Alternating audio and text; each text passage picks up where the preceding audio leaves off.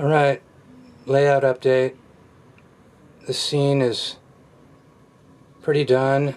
I'm going to do a lot more bushes and trees, but those are just going to come over time. So I've got a maintenance away crew up here working on this wash. There's still a little bit more work to be done there because I need to make that a little wider next to the track because there's a road there. I need to move this pile of ballast that I just put there experimentally and glued in, and I'm going to scrape it away and paint that. And I guess the last thing to do is replaster the road with car tracks for these vehicles, just subtle, but make it look like a road. It's a little bit like it up here, and then it just kind of is all raw from how it originally was when I first painted it. So these guys are down here worrying about the erosion. Camera crew and survey crew are like helping them document and figure out how the geology has changed and how they need to reinforce it. I'm going to put in I guess it'll be a railroad ties with steel beams embedded in the ground supporting them as the retaining wall for here. I think that's how they're doing it up on the Cuesta grade, is using old railroad ties with steel beams at the ends, like making the sections and holding them in. So that's the scene on the Cuesta grade, and the static grass is done. The base layer is done. Oops, bumping into it. See, it stood up pretty good. That's kind of the worst area. The first area I did, first area I did of the long stuff, and it's all an area of 6mm, kind of meadowy stuff that I didn't like as much as I'm using this Harvest Gold, and then a mix of summer and fall and wild and dead, and just it's a mix of a bunch of different static grasses in the 2 and 4mm range from different companies. Woodland Scenics. Harvest Gold is a mix of 2 to 4, and then WWS from the UK, some of their stuff, and all mixed together in one applicator and applied, and it makes it look good, I think.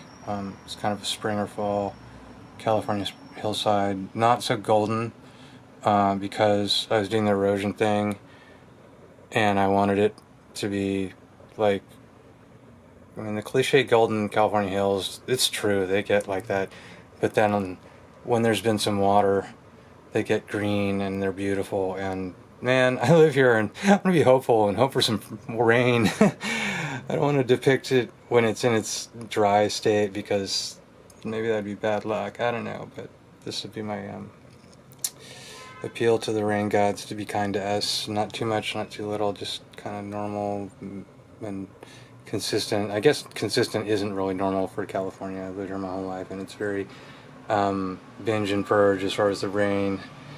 Or this may be a weird way to put it. It's we don't have an average yearly rain cycle. We have like an average 5-year amount that comes and goes. Some years are drier than others. Some years are wetter than others. So it's somewhat true for a lot of places. Some places have a really consistent amount of rain every year because of a atmospheric condition interacting with a body of water that gives them a really consistent amount of rainfall.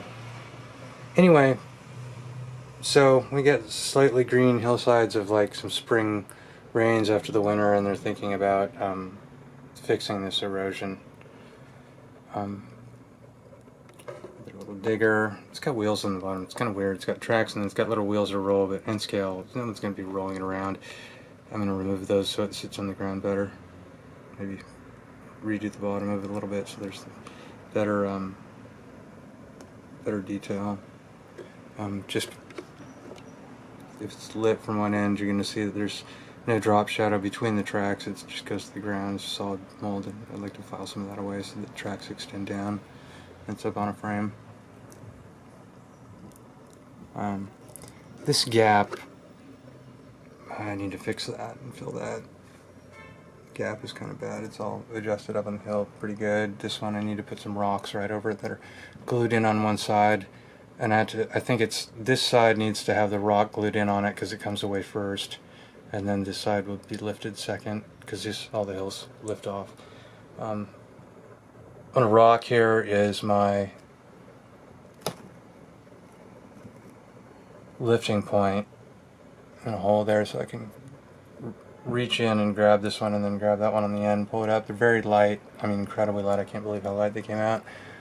These hillsides, just wireframe and plaster cloth and a thin layer of plaster, and that covers that. And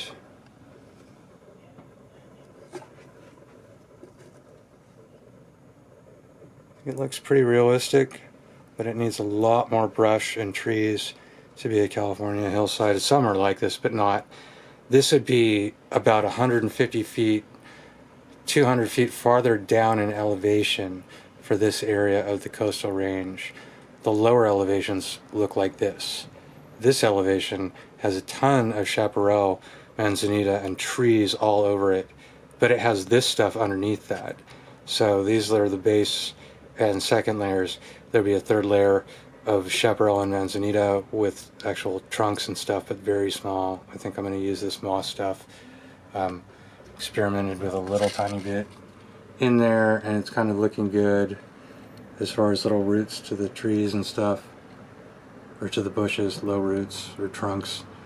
So I'm going to use dried broken up moss of the right color and tuck it in underneath a different color foliage that's taller to represent chaparral, and then there'll be trees. And I need to get some super trees and super sage, or find some sage here. I mean, this stuff grows in California, and if I live in the city, and I don't know, there's not a lot of like plants immediately around my apartment building that I've looked around, and there's nothing with a fine branch structure that really would be perfect.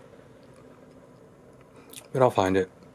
I'm a little hesitant to spend like $100 on a box of twigs.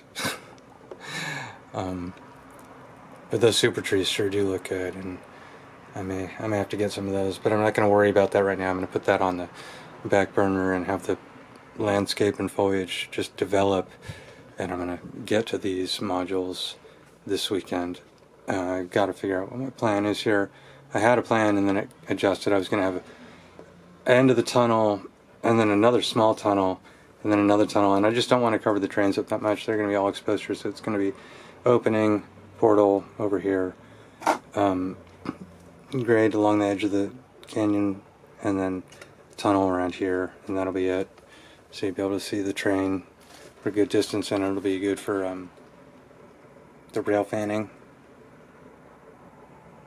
Anyway, that is the layout update for today, for this weekend, for the start of the weekend, and there will be much modeling, and hopefully I'll have landscape over here by the end of the weekend, just bare, probably maybe even a brown coat on it, but probably just bare landscaping. Like, optimistically, just the framework, the wire mesh, the plaster cloth, and then the plaster would be quite a lot of work, and that would be good to get done. Alright. Happy railroading, everyone. Have a good, productive weekend of modeling.